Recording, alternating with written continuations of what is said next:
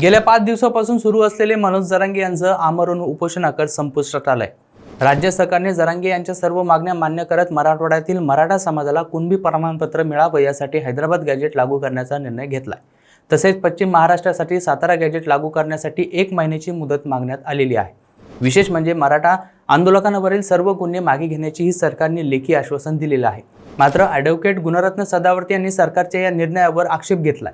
त्यांनी स्पष्ट केले की जर आंदोलकांवरील गुन्हे मागे घ्यायचे असतील तर मग सर्वच आंदोलकांवरील गुन्हे मागे घ्यावेत, अन्यथा न्यायालयीन मार्गाचा अवलंब केला जाईल। सदावर्ते म्हणाले, आंतरवाली सराटीत पोलिसांवर हल्ले झाले, अशा प्रकारचे गुन्हे सरकार स्वतःहून मागे घेऊ शकत नाही।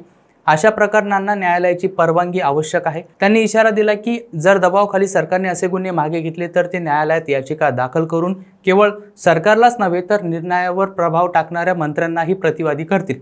यामुळे मराठा आरक्षण प्रश्नासोबतच आंदोलकांवरील गुन्ह्यांबाबत नवा कायदेशीर पेच निर्माण झालाय। अशाच माहितीपूर्ण व्हिडिओसाठी पाहत राहा सत्य पे सत्ता, म्हणजे थोडक्यात पण महत्त्वाचं।